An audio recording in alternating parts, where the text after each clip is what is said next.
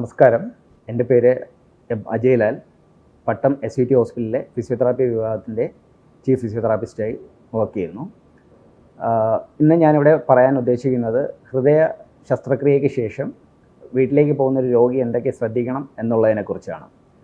അത് നമ്മൾ മറ്റു പ്രാചീന കാലഘട്ടങ്ങളിലെ പോലെ നമുക്ക് ഇന്നും നമ്മൾ അത് വളരെ ഒരു മിഥ്യാധാരണയിലാണ് നമ്മൾ പൊയ്ക്കൊണ്ടിരിക്കുന്നത്.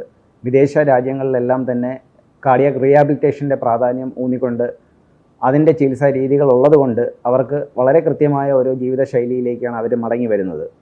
അപ്പോൾ അതിൽ എന്തൊക്കെ ശ്രദ്ധിക്കണം എന്നുള്ളതാണ് ഞാൻ ഇന്നിവിടെ പറയുന്നത്. ആദ്യമായി ഹോസ്പിറ്റലിൽ നിന്ന് തന്നെ പോകുമ്പോൾ രോഗി നമുക്കൊരു 15 മിനിറ്റോളം നടക്കുവാനും നെഞ്ച് എങ്ങനെ സ്റ്റേണൽ ഊണ്ട് സപ്പോർട്ട് ചെയ്ത് ചുമയ്ക്കാനും ഒക്കെ നമ്മൾ പഠിപ്പിച്ച് സ്പൈറോമെട്രി, ബ്രീത്തിങ് എക്സസൈസ് ഇതെല്ലാം പഠിപ്പിച്ചിട്ടാണ് നമ്മൾ വിടുന്നത്. അപ്പോൾ അതുവരെയുള്ള കാര്യങ്ങൾ ബൈസ്റ്റാൻഡേഴ്സിനും അവർക്കും പേഷ്യൻറ്റിനും തന്നെ വളരെ കൃത്യമായി അറിയായിരിക്കും. വീട്ടിൽ പോയി കഴിഞ്ഞാൽ എന്തൊക്കെ ചെയ്യണം എന്നുള്ളത് ഇവർക്ക് രണ്ടുപേർക്കും പലപ്പോഴും സംശയങ്ങൾ ഉണ്ടാകുന്നതാണ്. അപ്പോൾ അതിൽ ശ്രദ്ധിക്കേണ്ടത് ആദ്യത്തെ 2 ആഴ്ച നമ്മൾ വീട്ടിലെത്തിക്കഴിഞ്ഞാൽ ആദ്യത്തെ 2 ആഴ്ച നമുക്ക് വളരെ ലളിതമായ വ്യായാമങ്ങളിലേക്ക് പോകാം. ഒരു 15 മുതൽ 20 അരമണിക്കൂറിനകത്ത് ഉള്ള നടത്ത വീട്ടിലും നമുക്ക് തുടരേണ്ടതാണ്. അതോടൊപ്പം ചെറിയ ജോലികൾ നമുക്ക് ഏർപ്പെടാവുന്നതാണ്. കിച്ചണിൽ ഇരുന്നുകൊണ്ട് നമുക്കൊരു സ്റ്റൂളിലോ ഇല്ലെങ്കിൽ ഒരു ഉയർന്ന കസേരയിലോ ഇരുന്നുകൊണ്ട് നമുക്ക് പച്ചക്കറികൾ മുറിച്ച് കൊടുക്കുക, അങ്ങനെയുള്ള ജോലി. ഒത്തിരി ചൂടടിക്കാതെ ഗ്യാസിനടുത്ത് നിന്ന് ചെറിയ രീതിയിലുള്ള പാചകത്തിലേക്കൊക്കെ നമുക്ക് കടക്കാം. അങ്ങനെ അതിൽ നിന്ന് നമുക്ക് ഒരു 2 ആഴ്ചയ്ക്ക് ശേഷം വീണ്ടും നമുക്ക് ചെറിയ കുറച്ചുകൂടെ കഠിനമായ ജോലികളിലേക്ക് മടങ്ങി വരാവുന്നതാണ്. അപ്പോൾ അതായത് നമുക്ക് നിലം തുടയ്ക്കുന്നത്, മോപ്പ് കൈപിടിയുള്ള നീളം കൂടിയ ഒരു കൈപിടിയുള്ള മോപ്പ് വെച്ചിട്ട് നമുക്ക് നിലം തുടയ്ക്കുന്നതിന് കുഴപ്പമില്ല. അതുപോലെ നിലം തൂക്കുന്നത്, അത്തരം ജോലികൾ ചെറുതായിട്ടൊന്ന് കുനിഞ്ഞു നിന്നുകൊണ്ട് നമുക്ക് തുണി അലക്കുന്നതോ അവരവരുടെ കാര്യങ്ങൾക്ക് വേണ്ടിയിട്ടുള്ള കാര്യങ്ങളെല്ലാം നമുക്ക് ശ്രദ്ധിക്കാവുന്നതാണ്. ഇതെല്ലാം കഴിഞ്ഞ് നമുക്കൊരു 4 മുതൽ 8 ആഴ്ചയിലേക്ക് പോകുമ്പോഴത്തേക്ക് നമുക്ക് ശ്രദ്ധിക്കേണ്ട കാര്യങ്ങളാണ്. നമുക്ക് 4 മുതൽ 8 ആഴ്ചയിൽ നമുക്ക് സൂപ്പർവിഷൻ, ഡോക്ടറുടെ നിർദ്ദേശപ്രകാരം ഡോക്ടറുമായി ആലോചിച്ചതിന് ശേഷം നമുക്ക് ചെറിയ രീതിയിൽ വണ്ടികൾ ഓട്ടിച്ച് തുടങ്ങാവുന്നതാണ്. വണ്ടികൾ ഓട്ടിച്ച് തുടങ്ങുന്നത് നമ്മൾ രാത്രിയുള്ള യാത്രകൾ കഴിവതും ഒഴിവാക്കുക.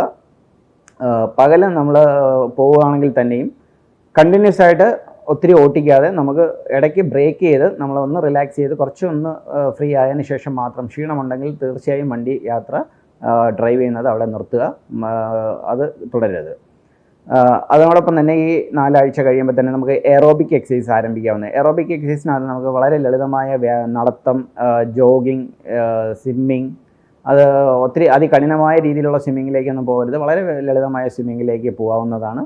അപ്പോൾ ഇത്തരം എക്സസൈസ് നമുക്ക് എയറോബിക് എക്സസൈസസ് നമ്മൾ ചെയ്യുന്നതിൻ്റെ പ്രാധാന്യം എന്ന് പറഞ്ഞാൽ നമ്മുടെ ശരീരത്തിലെ രക്തത്തിൽ ഓക്സിജൻ്റെ അളവ് വർദ്ധിപ്പിക്കുകയാണ് അത് ചെയ്യുന്നത്.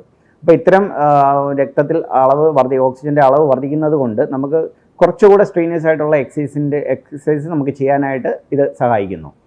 അപ്പോൾ അതോടൊപ്പം തന്നെ നടക്കുമ്പോൾ ശ്രദ്ധിക്കേണ്ടത്, നടക്കുന്നതിന് മുമ്പ് തന്നെ ഒരു ടാർഗറ്റ് ഹാർട്ട് റേറ്റ് സെറ്റ് ചെയ്യേണ്ടത് അത്യാവശ്യമാണ്. അപ്പോൾ അത് നമുക്കൊരു 220 മൈനസ് നമ്മുടെ ഏജ് എത്രയാണോ, നമ്മുടെ ആ പ്രായം, അതിൽ നിന്ന് 220 നിന്ന് കുറയ്ക്കുമ്പോൾ കിട്ടുന്നതാണ് നമ്മുടെ ഒരു ടാർഗറ്റ് ഹാർട്ട് റേറ്റ്. അപ്പോൾ ആ ടാർഗറ്റ് ഹാർട്ട് റേറ്റ് സെറ്റ് ചെയ്തുകൊണ്ട് മാത്രമായിരിക്കണം നമുക്ക് നടക്കേണ്ടത്. അതിൽ കൂടുതൽ ഹാർട്ട് റേറ്റിലേക്ക് പോവുകയാണെങ്കിൽ തീർച്ചയായും നടത്തം അവിടെ നമ്മൾ സ്റ്റോപ്പ് ചെയ്യേണ്ടതാണ്. അതോടൊപ്പം ആഹാരം കഴിച്ച ഉടനെ ഉള്ള നടത്തം തീർച്ചയായും ഒഴിവാക്കണം. ആഹാരം കഴിച്ചു കഴിഞ്ഞാൽ നമുക്കൊരു 1 മണിക്കൂറെങ്കിലും മിനിമം കഴിഞ്ഞതിന് ശേഷം മാത്രം നടക്കുക. രാവിലെ എണീച്ച ഉടനെ അല്പം നടക്കുന്നതായിരിക്കും ഏറ്റവും ഉചിതമായ ഒരു സമയം എന്ന് പറയുന്നത്. നടക്കുമ്പോൾ ഏറ്റവും സുരക്ഷിതമായ, അല്ലെങ്കിൽ നമുക്ക് കംഫർട്ടബിളായിട്ടുള്ള ഒത്തിരി ഹൈ ഹീൽസ് അങ്ങനെയുള്ള ചെരുപ്പുകളൊന്നും ഉപയോഗിക്കാതെ വളരെ സുരക്ഷിതമായ ഒരു പാദരക്ഷ ഉപയോഗിക്കാൻ ശ്രമിക്കുക.